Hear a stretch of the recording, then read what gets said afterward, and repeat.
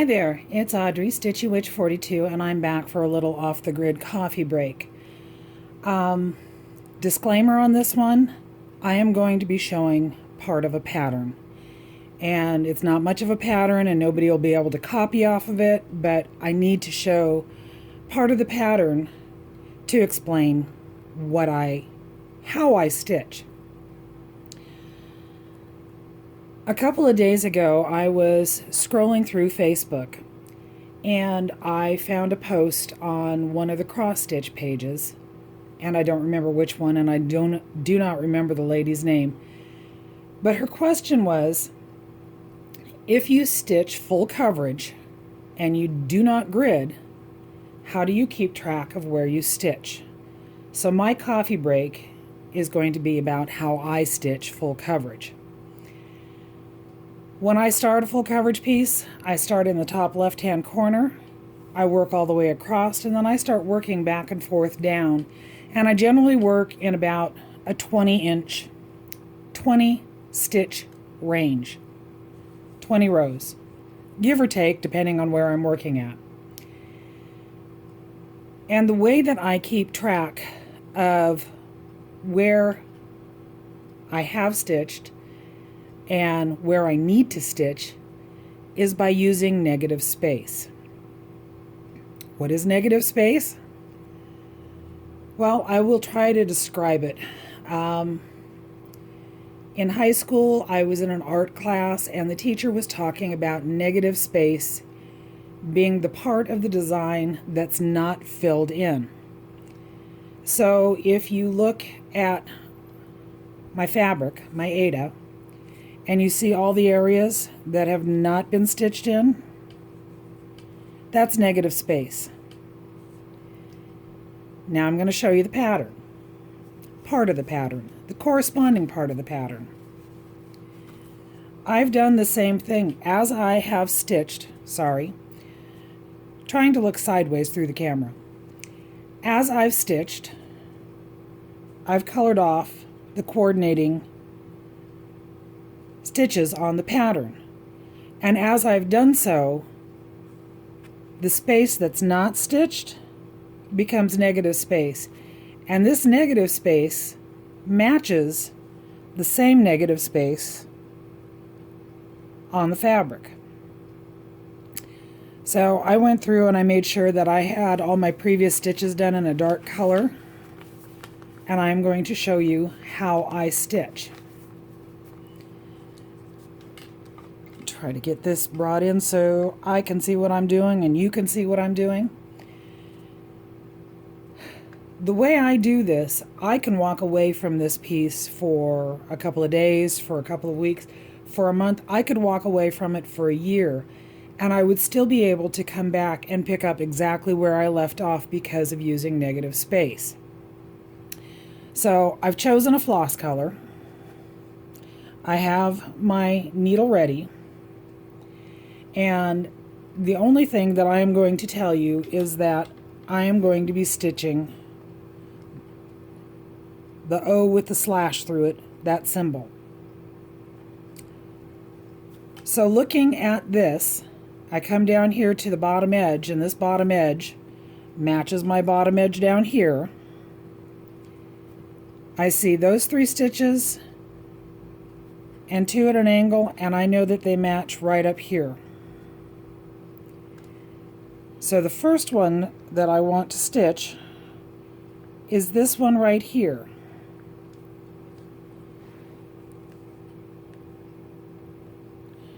Which is right here where I've come up. Now I'm going to try to hold this so that I stay in the camera and not have my hand too much in the way.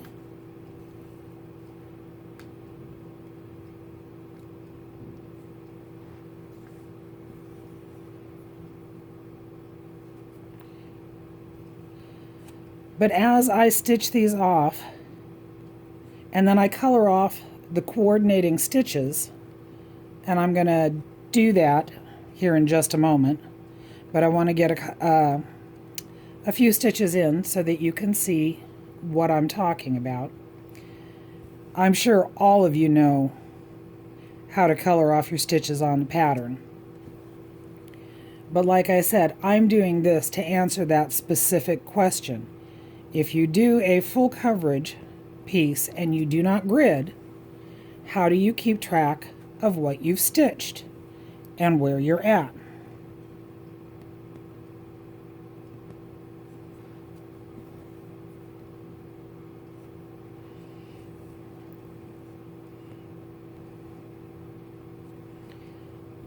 So I've just put in 4 stitches.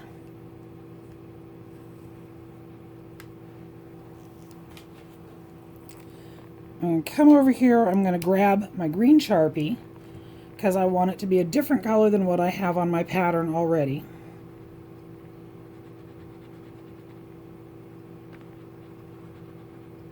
And I'm going to stitch off the 4 stitches I just made. And as you can see, the negative space remains the same both on my fabric down here and on my pattern. So I just finished stitching these 2 right here where my finger is at, which correspond with these 2 right here. I'm now going to move up and over and get these next ones. And I will continue to do this. It doesn't matter which direction I'm working in. If I'm working left to right, right to left, if I'm moving up or down, if I'm moving diagonal. As long as I keep coloring off the stitches on my pattern to match the stitches on my fabric, the negative space on both of them will remain the same, and I will be able to pick this up at any time and start stitching again.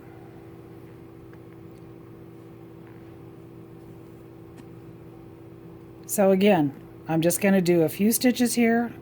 I'm going to color it off on the pattern so that you can see once again that the negative space will remain the same on both of them.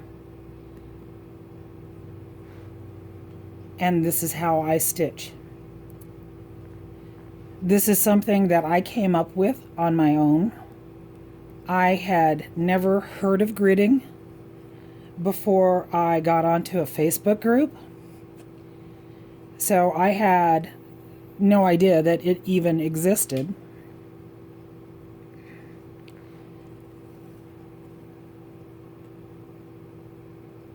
And I've seen the way a lot of people stitch full coverage. Some people go row by row. Some people go column by column. Some people do 10 squares at a time. I take 1 strand of floss, stitch in an area until I've used that strand of floss up, coloring all of those symbols off the pattern. And then when I'm done with that strand of floss, I move on to my next one.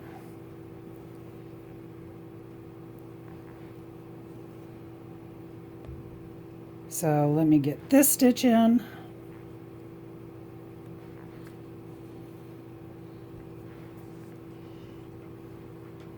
Move my pattern up.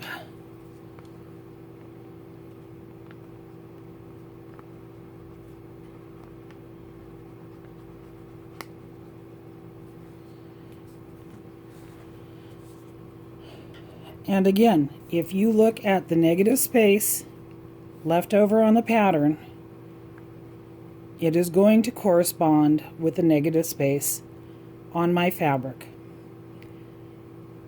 So like I said at the beginning, I can leave this, I could walk away from this for a week, for a month, for a year, and I would still be able to come back and figure out exactly where I'm at because I match the negative space to the negative space.